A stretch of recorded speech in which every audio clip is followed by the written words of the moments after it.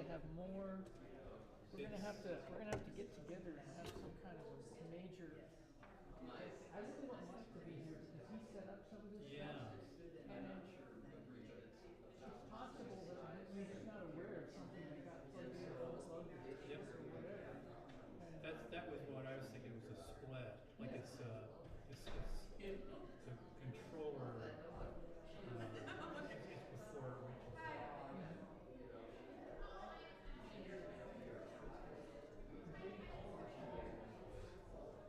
Yeah.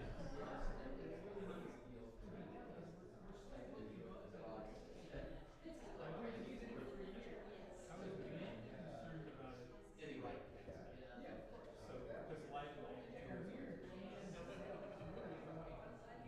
Because that's what it sounds like.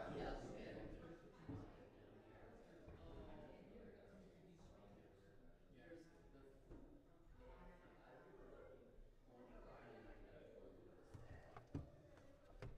One at a time. I know. Sorry about that.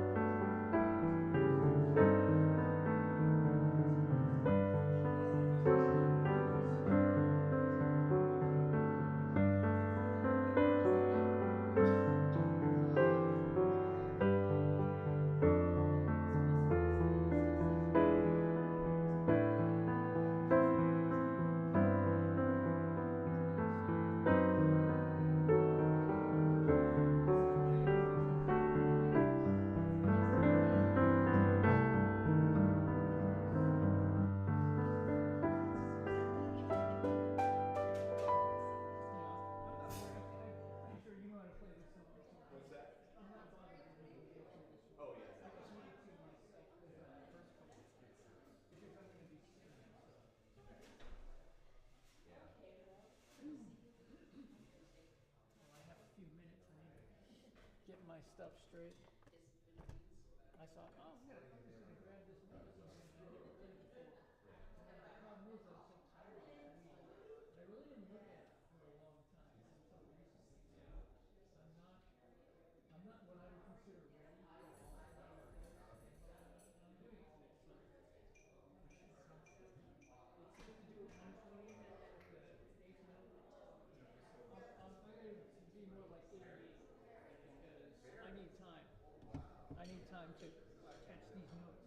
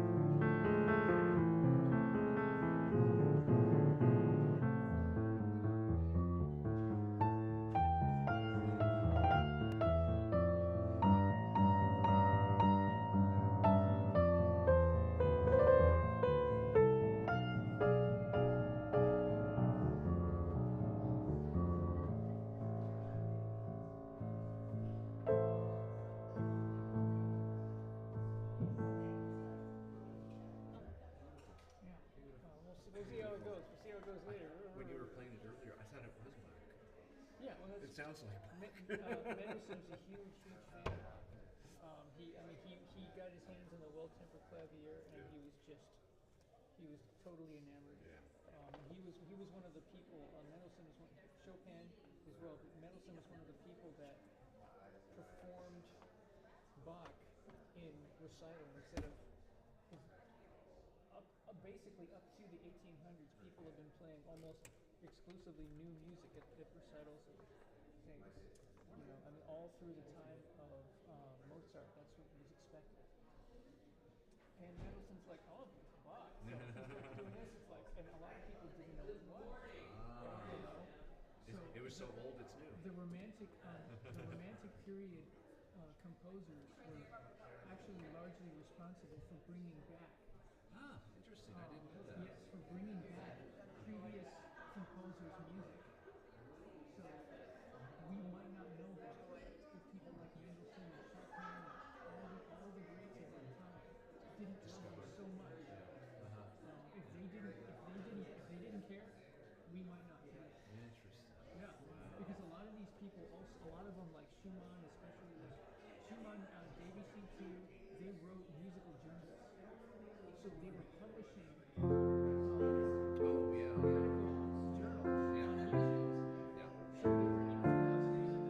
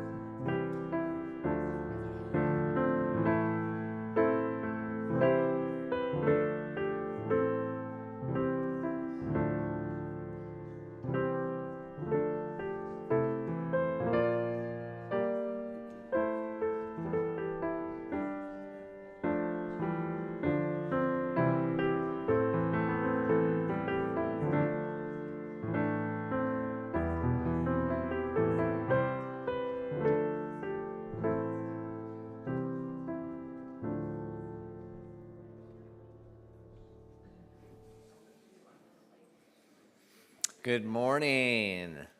Oh, and another one. Thank you. Good morning.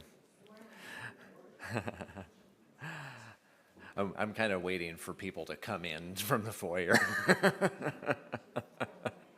We are talkers here in this fellowship, aren't we? Get us talking and we can't get going with our services. Welcome to the Kitsap Unitarian Universalist Fellowship. Please rise in body or spirit to join in singing our call to worship. Morning has come, number 1000 in our teal hymnal.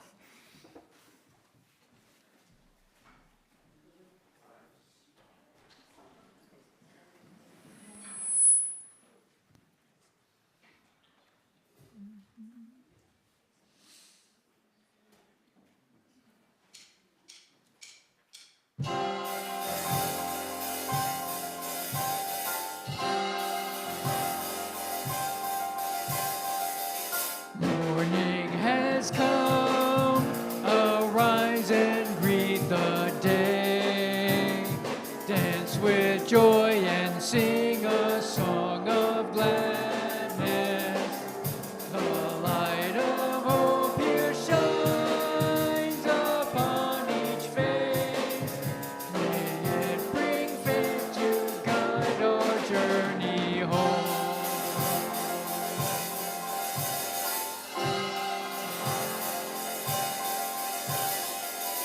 A new day dawns, once more the gift is given.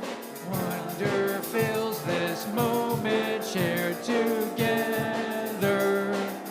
The light of peace here shines upon each face. May it bring faith to guide our journey home.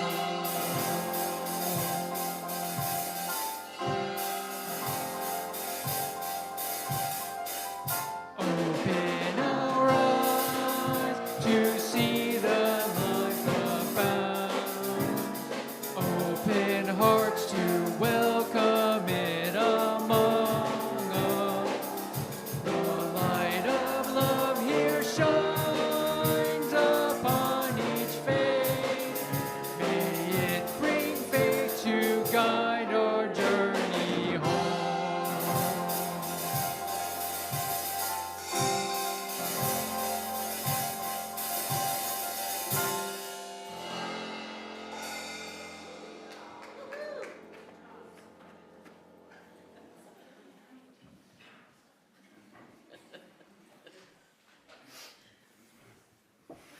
All right, that got my blood going. I hope it got yours going too. All right.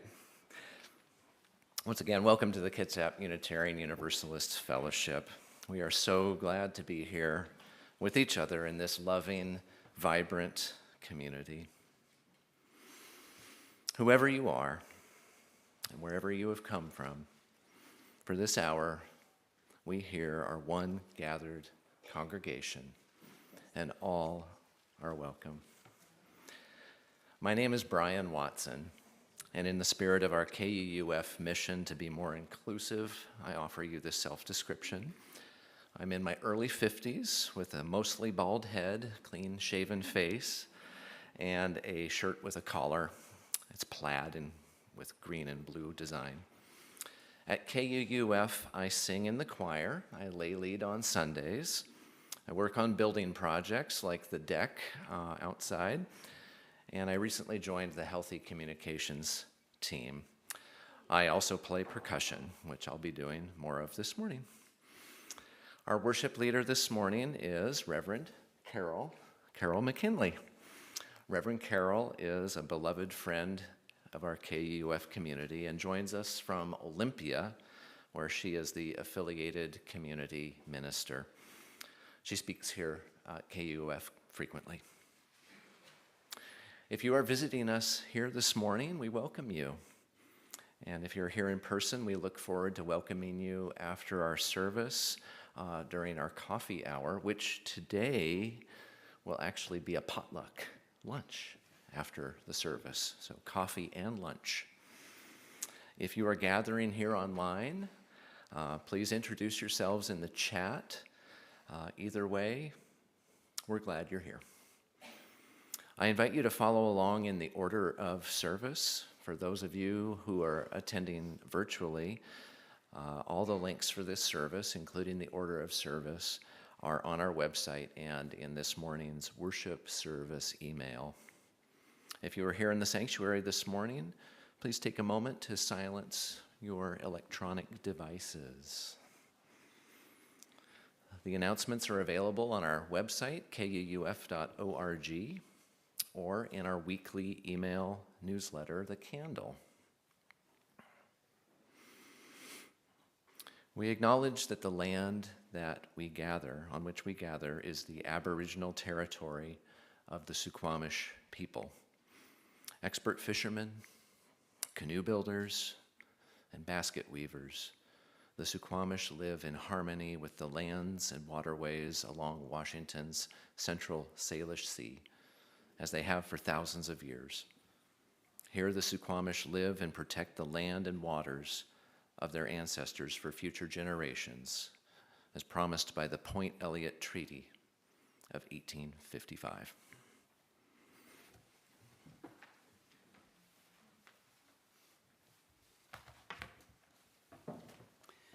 As Brian said, I'm the Reverend Carol McKinley, and again on my self-introduction, I have white hair.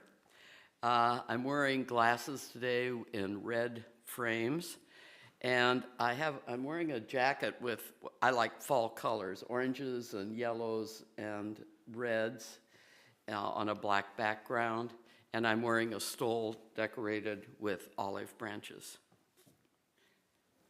The Reverend Summer Albiati writes, "In betwixt and in between, we move in the liminal spaces that show shades of what can become and what can be. We are reminded of the courage to move into that time of this and that, and not this and not that, with patience and faith and love and hope. Hope that this time will pass like the sun that moves in between rising and setting, reminding us that beauty resounds in betwixt and in between." Good morning. It is good to be together.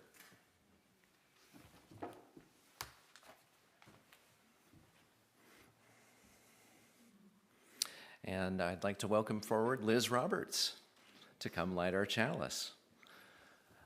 Liz happens to be my lovely wife, and she enjoys baking, taking walks, reading, and working at the Kitsap Regional Library. Thank you, Liz. Please join me now in lighting our chalice. If you have your own chalice or candle at home, please light it as I read our chalice lighting words, which are by Sharon Wiley.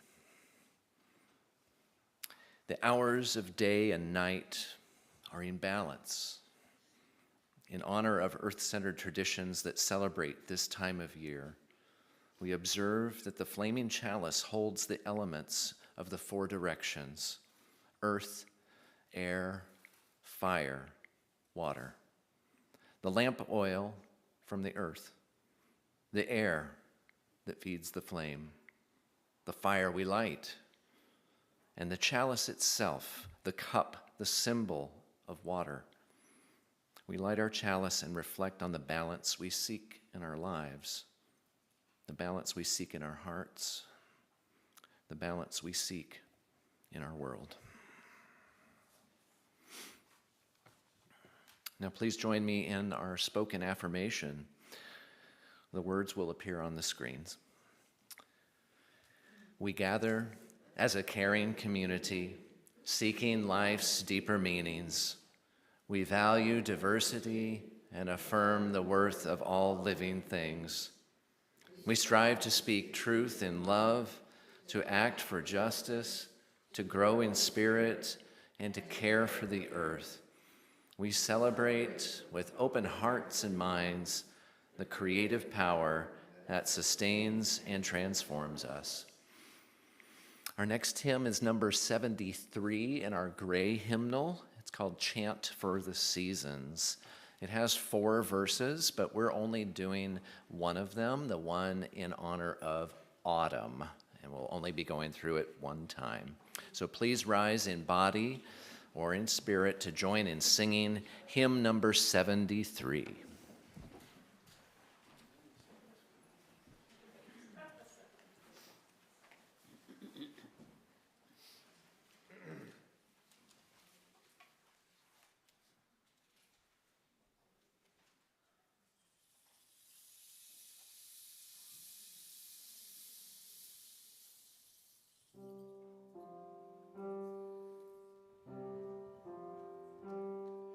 Summertime has turned the star wheel. Autumn is upon us. Summertime has turned the star wheel. Autumn is upon us. Sweet the angling sun, sweet upon the air, the smell of blue mist rising. Summertime has turned the star wheel. Autumn is upon us. Glorious the trees, glorious the sight of rust leaves falling, falling. Summertime has turned the star wheel. Autumn is upon us.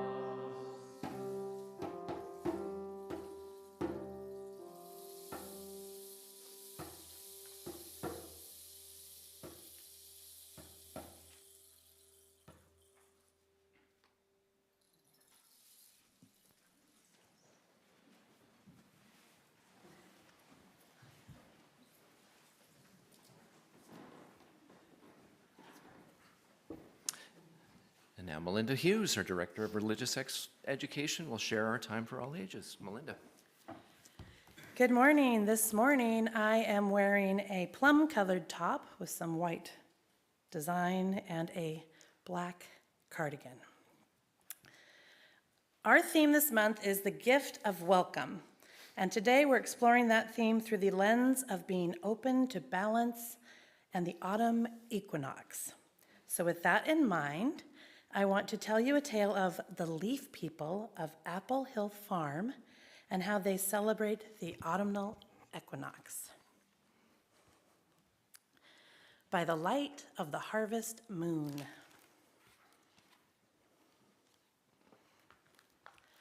The harvest moon shines tonight. Everyone is still at work on Apple Hill Farm. The corn is ripe since late summer, and the men and boys carry the last of it in burlap bags to the corn crib.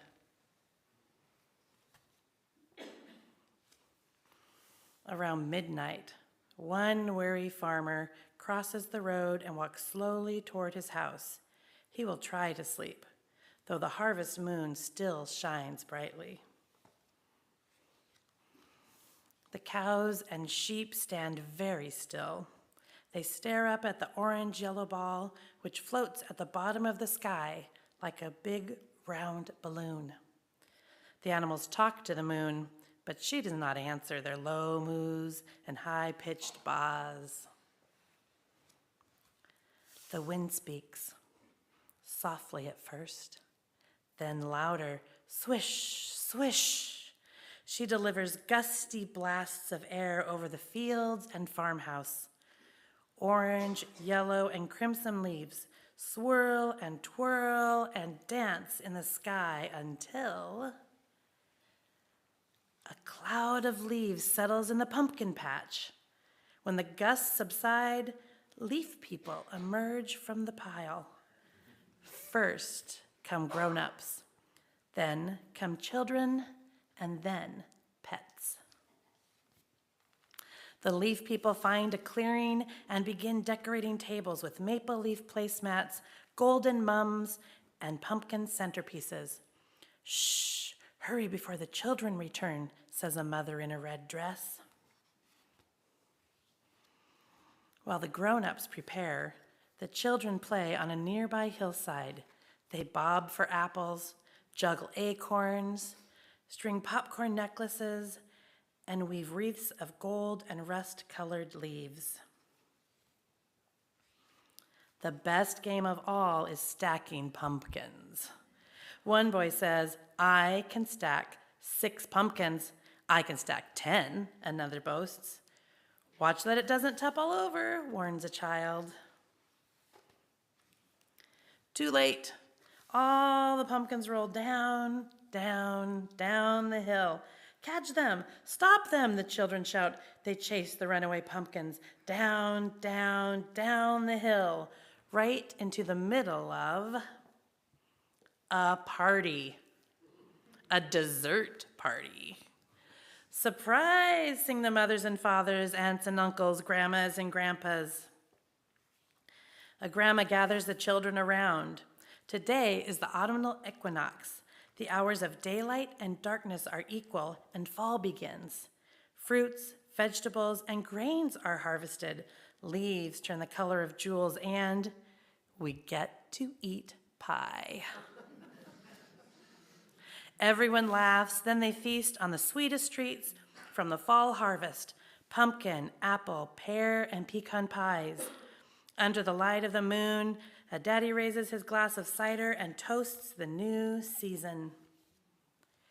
When the last bite of pie is eaten, the leaf people pack everything up, join hands, and wait. Hold on, children, there is still fun to be had. The moon closes its eyes and goes to sleep, but the wind awakens from its slumber and delivers a gusty blast of air.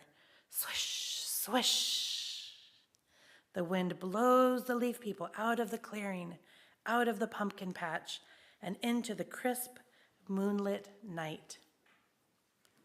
The next morning, the sun shines on Apple Hill Farm.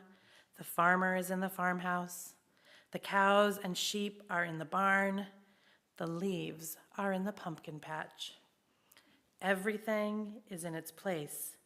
If you look carefully, you will know the leaf people were there.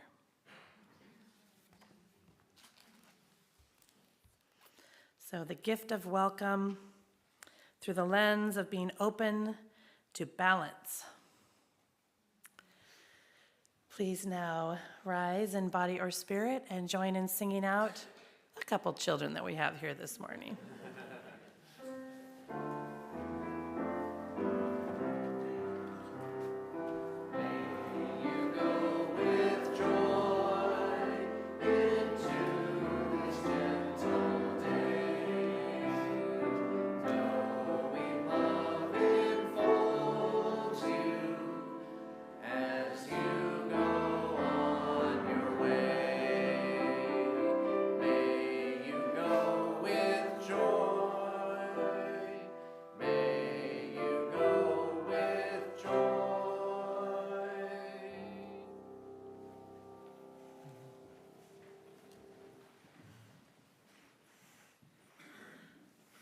We gather as a religious community to give each one of us a place where we can do the work of many. Together, our light is much brighter than a solitary flame. Now is the time in our service when we share in the sacred act of giving, an expression of gratitude transformed into generosity that breathes life into our mission. As part of our mission that inspires us to act on our beliefs, we share our weekly offering with a local nonprofit agency providing services within our larger community. Our charitable giving recipient for the month of September is Kitsap Mental Health Services. In a moment, our ushers will move among us with baskets to collect the offering. Donations placed in the basket will go to Kitsap Mental Health Services, If you would like your offering to be used for KUUF, please use one of the envelopes provided to you with your order of service when you came into the sanctuary. For those of us joining online, you may go to our website, kuuf.org, and select the Giving tab for PayPal and mailing information. If this is your first time at KUUF, feel free to let the basket pass you by. Your presence is your gift. Let there be an offering to strengthen and sustain our community, which is sacred to so many of us. Let us enjoy a gift of music from our music coordinator, Brian Kinney.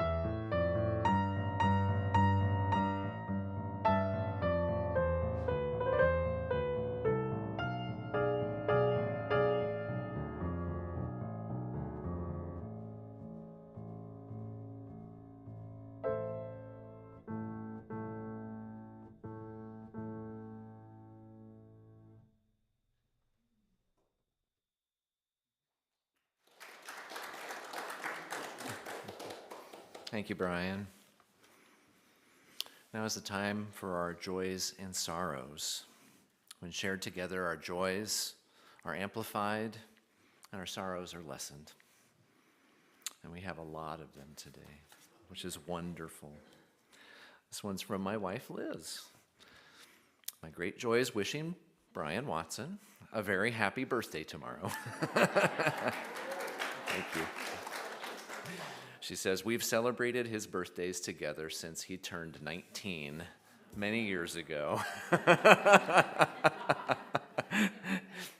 Thank you, honey.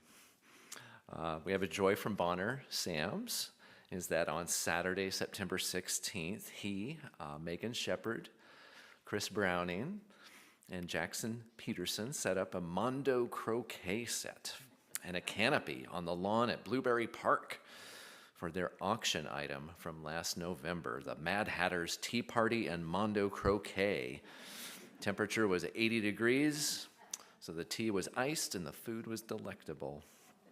Mondo croquet, for those of you who don't know, is similar to regular croquet, but instead played with bowling balls and sledgehammers with the wickets made from bent rebar. That sounds dangerous. Marty Bishop, Rowan Braybrook, Genevieve and Nathan Emmett, Megan, Chris, myself, and a few zombies took part in playing. Only one ball was smashed. Who won? You'll have to ask a participant. Look for this event to be repeated in our upcoming auction this fall. Fun times abound. Thank you, Bonner.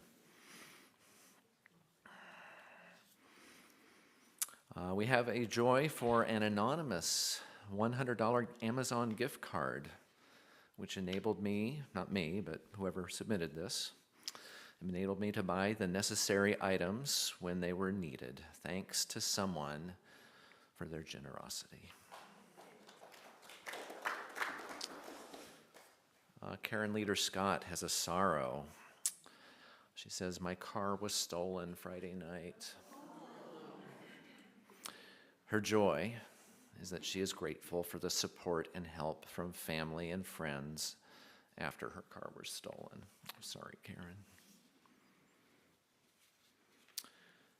From Janet Wise, our cat, Big Kitty, was lost for 5 days and has returned from her adventures safely. Where are you, Janet? Janet, so glad to hear that. Big Kitty made it home. We have a sorrow from a couple of people mentioned the same thing, which is that we mourn the passing of our dear friend, longtime KUUF member, Nancy Sinnott, who died yesterday at her home in Puyallup. Our hearts are with her and her son, Thomas Oliver, and her grandsons, Cody and Zyriel. Helen Schwartz has a sorrow for the survivors and victims of the Libyan floods and the Moroccan earthquake. Jim Franklin has a joy for singing in the KUUF choir. And as a KUF choir member, I have that joy that you're there, Jim. Thank you. Melinda Hughes has a joy that today is the very first Paulsbo Pride. Yes.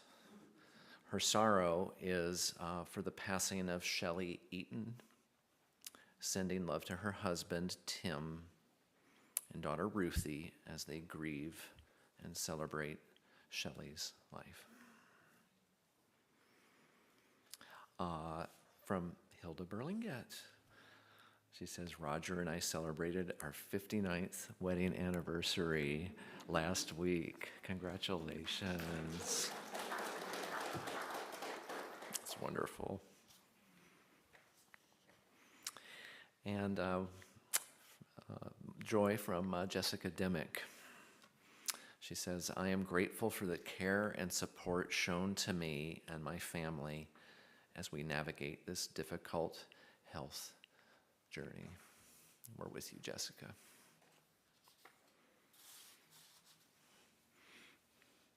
And we would like to light one final candle for those joys and sorrows that are still too tender to share.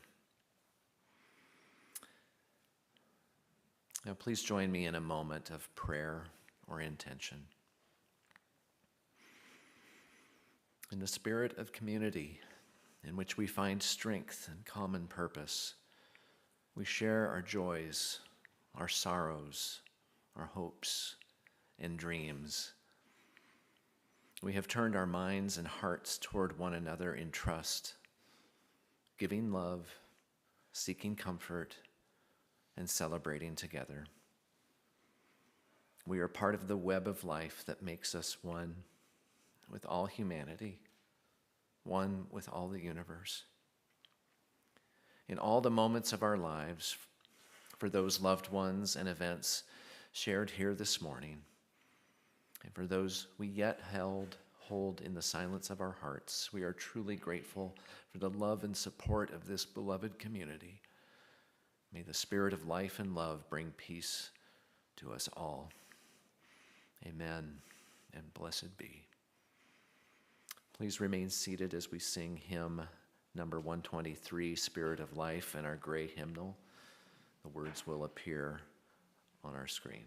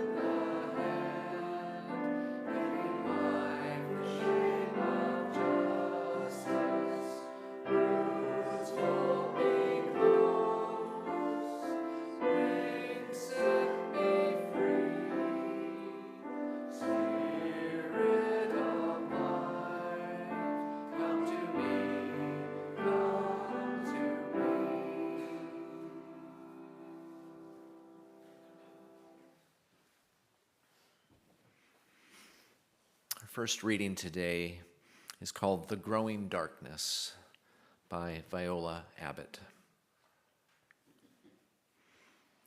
As we move deeper into the season, there are some things we know. Fall brings a growling darkness that we cannot escape. The nights become colder and take on winter's chill. The leaves on the trees and the blades of grass try on new suits of yellow, orange, red, and brown.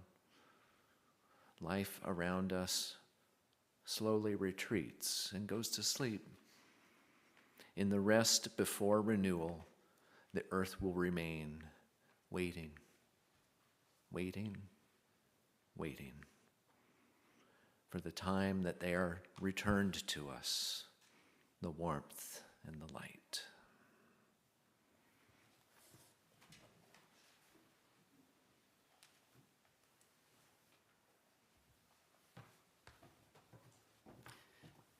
Our second reading is from the Reverend Lois Van Leer. She writes, "Let go. Let go of all that binds you, of all that burdens you, of what you carry, of all that shames you, of fear, of trespasses and transgressions, of woundedness. Let go of guilt. Let go of anger. Let go of small-mindedness and pettiness, of ways of being that no longer work for you, of compulsions that consume your living. Let go of what you cannot change. Let go of regret, of that which haunts you. Let go of pain. Let go of ways in which you missed the mark. Let go." Please join me now in a moment of reflection, followed by our post-reflection music from Brian.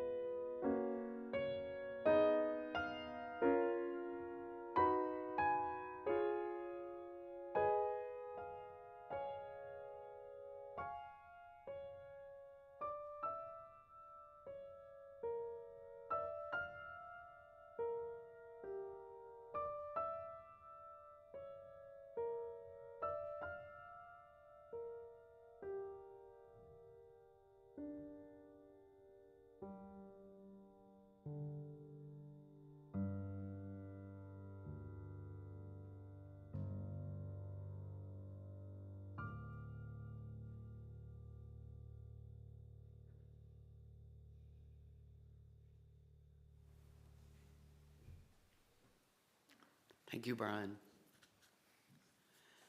This is indeed a liminal time, as the Reverend Summer Albiati reminded us in our today's opening words. It's a time of change, a turning of the seasons, and we can certainly feel it in the air. Now, like me, you may welcome the fall season with mixed emotions. Yes, it's amazing to watch the beautiful formations of geese flying south. I just saw my first one this past week. The leaves on the trees turning, and in the mountains turning beautiful shades of red and gold. You may, if you have a garden, be enjoying the fruits of your labor. Lots of ripe tomatoes, some sweet corn, perhaps a more than abundant harvest of zucchini. And you may even have a pumpkin or two that have grown to a size suitable for carving this coming month. But on the other hand, it's really sad to see the end of our long hours of daylight and the opportunities for walks in the evening, even the need to now wear a jacket on those walks. Yes, despite our very human desire to have endless summer, the star wheel does turn. On the Earth-centered calendar, yesterday was, of course, the first full day of autumn. And as you heard in Reverend Victoria's service last week, this season is of particular significance to our Jewish brothers and sisters. This evening marks Yom Kippur, the culmination of the days of awe that began with Rosh Hashanah. Yom Kippur is, of course, the most important of Judaism's high holy days, a day set aside to afflict the soul, a time to atone for past year's sins and mistakes with rituals and prayers of repentance and requests for forgiveness, to perform acts of reconciliation. During solemn services this evening, Jews around the world will acknowledge responsibility for their errors and commit to repairing damaged or broken relationships. Yom Kippur is a time of atonement, and that word can be broken down at one month, meaning that when we forgive and are forgiven, we are brought back into relationship with one another. It's a time to say goodbye to the past and to begin again. A time to be reminded that each new year, which Jews are celebrating their new year, each new year holds the potential for a new beginning. Yom Kippur's themes of reflection, apology, and setting intentions for a new beginning are, of course, not unique to Judaism. Those same themes are found in the rituals and practices of the Christian holy season of Lent and Easter, in the Muslim sacred practices of Ramadan and Eid. And these holy days in world religions respond to what I believe is our very human need to repair relationships, restore hope, and begin anew. The importance of repair and renewal of relationships is found not only in religious traditions. Repair and renewal are regular themes in literature as well. And sometimes they can be found in some surprising places. Perhaps, like me, you are a devoted reader of the Canadian author Louise Penny. The central character in her more than a dozen mystery novels is Chief Inspector Armand Gamache, head of the homicide department of the Sûreté de Quebec. Gamache lives in Three Pines, a fictional Quebec village that is the setting for most of Louise Penny's novels. Now, although her novels all include many hallmarks of the British whodunit genre, including murders in unconventional means, bucolic villages, large casts of suspects, red herrings, and a dramatic disclosure of the murderer in the last few pages of the book. Her books are at core about relationships. Penny herself has described her novels as being about love and friendship, about belonging and hope, about finding kindness buried in the wilderness and in the marrow. Now, Louise Penny's books appeal to me because I enjoy mystery novels that are focused less on the criminal acts in the plots and more on the characters, their relationships, their characteristic quirks and virtues. And Chief Inspector Gamache, for example, holds what many would consider unfashionable beliefs. He believes that light will banish the shadows, that kindness is more powerful than cruelty, and that goodness exists even in the most desperate places. He believes that evil has its limits, and he is unfailingly kind and understanding to his friends, family, and to his detective team. And he hopes that they emulate his approach. His advice to his team before they talk to people in an investigation is to ask themselves 3 questions before they speak. Is it true? Is it kind? Does it need to be said? I think that's good advice for all of us as well. Gamache also has other advice for new detectives when they join his investigative team. He offers them 4 sayings that he tells can lead them to wisdom. I was wrong. I'm sorry. I don't know. I need help. I was wrong. I am sorry. I don't know. I need help. More excellent advice, perhaps, for all of us. And during this liminal time, this time for reflection, reevaluation, and repair, Gamache's words offer a basic guide to repairing relationships. Now, whether you're arguing with another detective about solving a crime or working to resolve an argument with your partner, 4 steps form a process. First, admitting the possibility that you are wrong. Not trying to evade responsibility or find an excuse, simply accepting responsibility for being wrong. Next, apologizing for the harm or injury that resulted from the wrong act. No elaborate explanations are needed. A simple expression of regret. I'm sorry. Next, admitting that there are limits, possibly, to what you know. Acknowledging your own vulnerability. Saying, I don't know. And finally, that admission that is so difficult for many of us. I need help. No, I can't do it alone. I need others, whether one other or a team of others. I was wrong. I'm sorry. I don't know. I need help. I so appreciate the many sources of wisdom that inspire our ethical and spiritual lives, including the sources in fiction.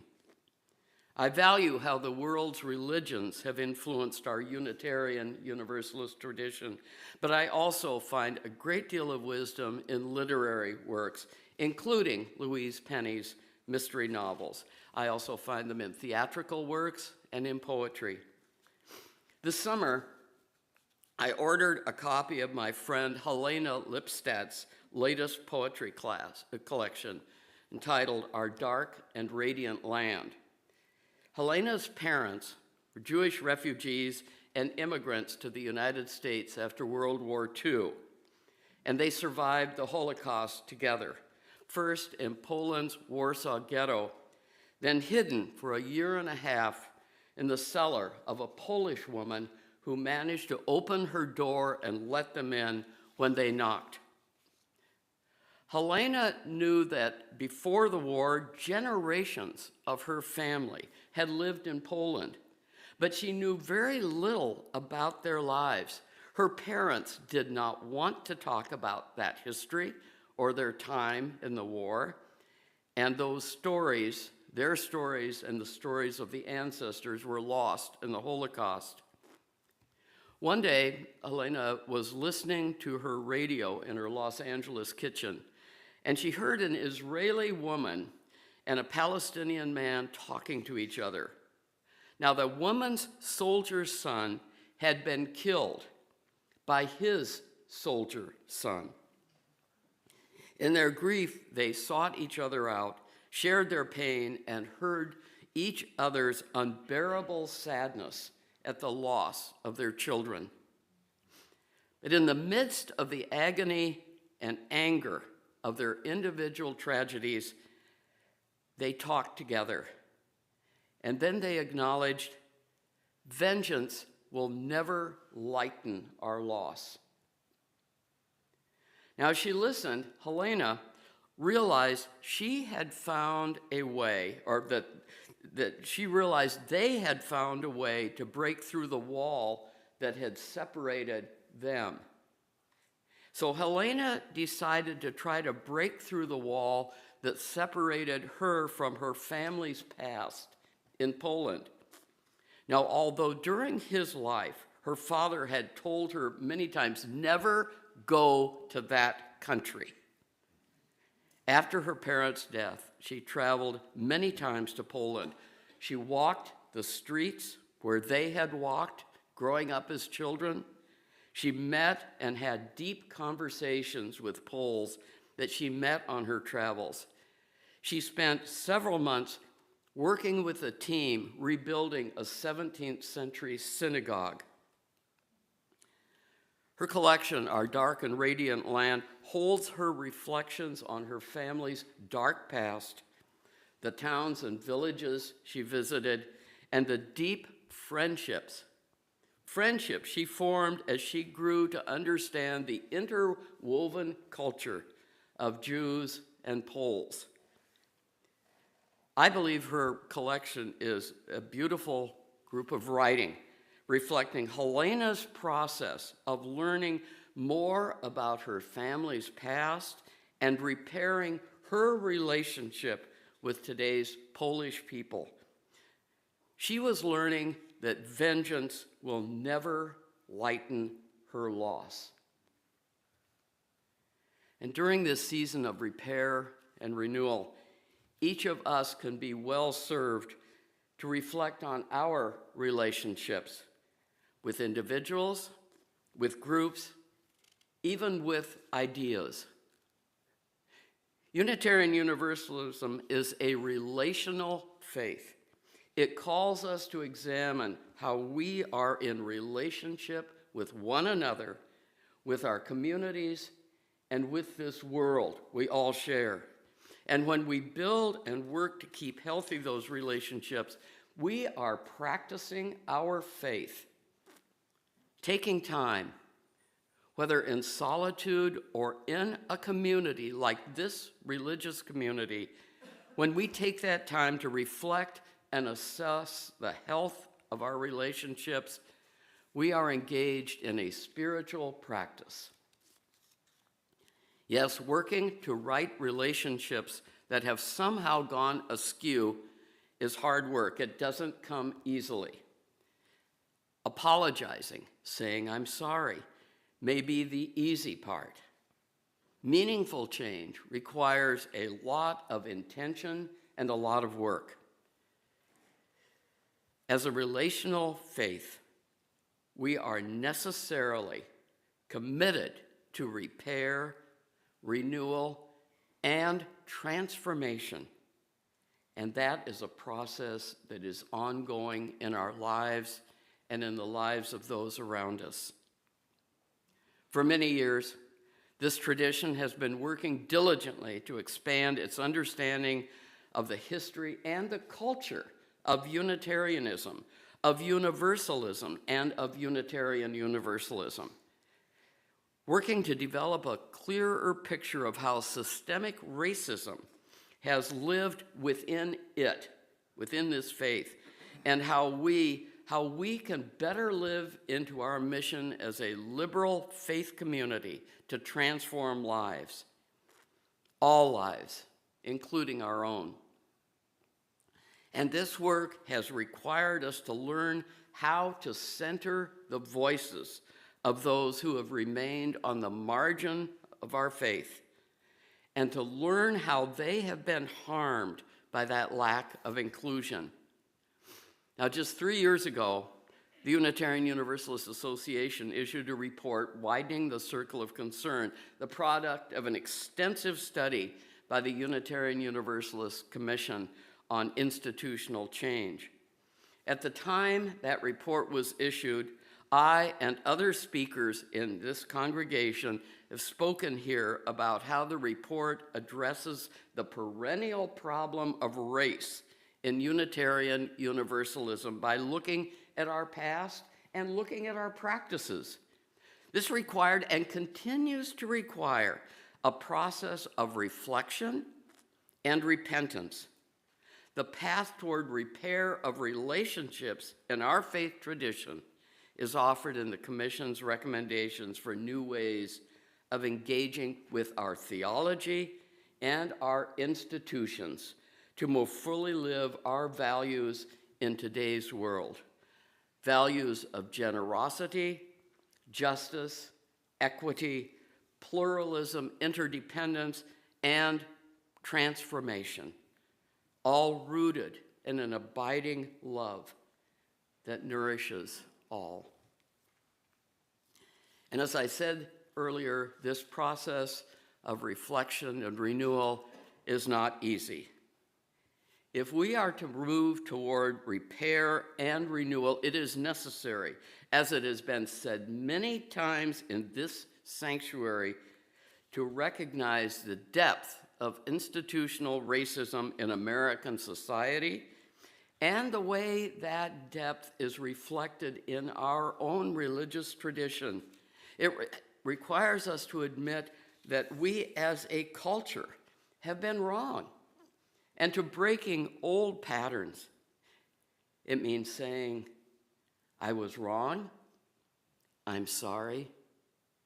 It means stepping back from that defensive reaction to continue taking the difficult steps to dismantle the cultural evil of racism, to admit, I don't know, and I need help.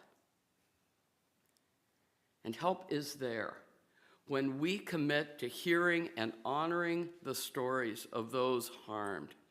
Those stories help us experience a deeper awareness of this religious tradition's history, a more honest understanding of this country's history, our relationship as individuals and as a tradition to that history, a history that must reflect the sum of all stories, not just those that offer rosy-hued views of faultless, exceptional heroes in our nation's past, but the stories of those whose voices have been ignored or silenced.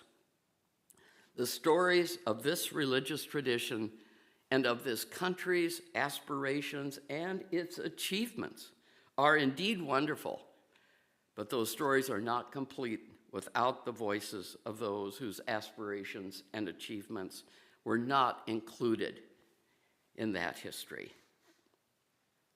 Stories of this country's history, we need to be reminded over and over again, include those of people brought to these shores as slaves, of the original peoples forced to leave their lands and homes of countless generations, of those incarcerated in camps in World War II. Learning the full story of this country and indeed of our religious tradition, then critiquing that history through a free and responsible search for truth and meaning, and hearing the stories of those who have been excluded and how our history has impacted their lives. By working together to acknowledge the errors and the harms in our history, then collaborating with others to build a truly inclusive community and world. And in doing so, we begin that process of repair, of fully living into our responsibilities as citizens, as people of faith, as human beings. And in case you missed what I said before, I repeat, this process of repair and renewal is not easy. A complex relationship exists in the intersection of our personal identities of gender, religion, ethnicity, race, and class. That complex relationship exists with all of us and our religious tradition, and also with our national identity. So where do we begin?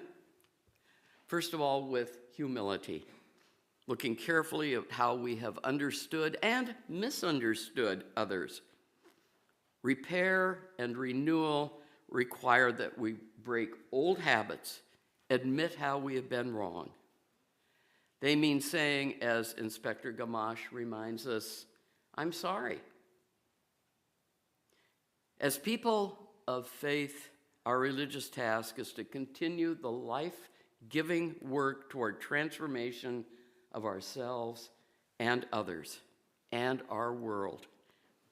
Sometimes that means opening ourselves to experience discomfort, widening our conversations about our past. This religious tradition, like our own lives, is a work in progress, always changing, always growing. It's always evolving. Knowing who we are, the full story of our past, helps us know what kind of changes are possible and are needed to make a fresh start. In the Jewish community, the Yom Kippur ritual emphasizes that process begins with forgiveness. Forgiveness, so necessary to the repair and the renewal of relationships. The words from the Reverend Lois Van Leer's reading earlier, let go of ways in which you missed the mark. Let go of ways you cannot change. Let go of regret, of that which haunts you. Let go of pain. Let go of ways in which you missed the mark. Let go. Letting go, forgiving, are natural expressions of the open heart. And yes, it is difficult work. The good news is that we can do it together in community. It is here in this community, we can acknowledge how we have fallen short, ask for forgiveness, and begin the hard work of rebuilding relationships. It is in this community where we can say, we were wrong, we are sorry. We can honestly acknowledge what we don't know and what we need to better understand more deeply, to recommit to the building on the foundation of love. In this season of the year, day and night are for a brief time in balance. As the seasons turn, we are given one more opportunity to bring our lives into balance as well, through repair and renewal of relationships. Yes, I believe the Jewish rituals and practices during this holiest of seasons in their tradition have much to teach us if we open ourselves to listen, as do the rituals and practices of other traditions as well. The work of artists and writers like Louise Penny or Helena Lipstadt have much to teach us as well. Our responsibility is to keep ourselves open to hearing the wisdom they offer as we deepen our relationships with each other and the world.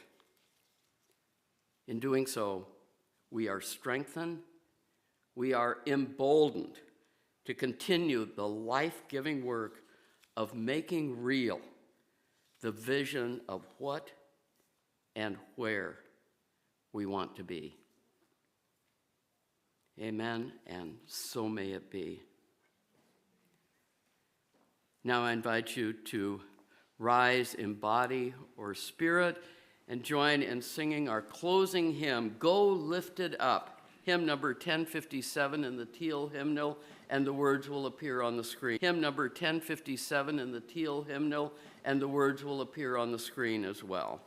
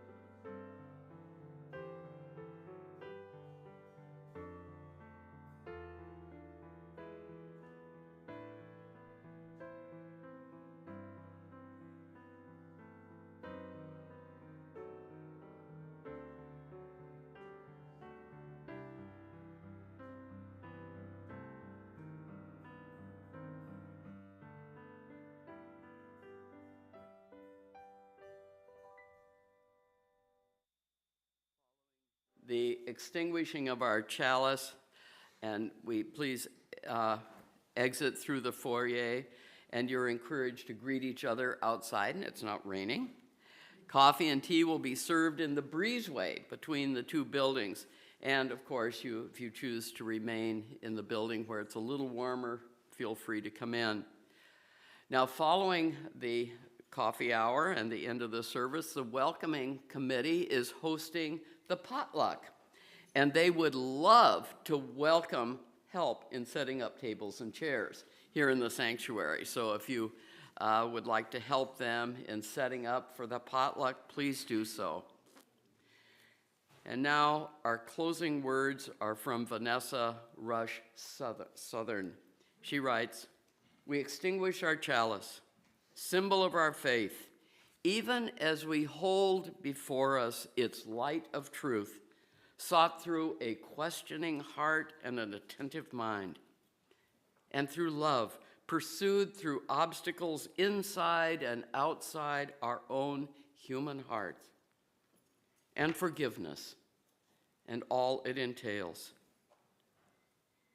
All it entails, our human hearts, the place where truth and love meet and merge." Amen. So may it be.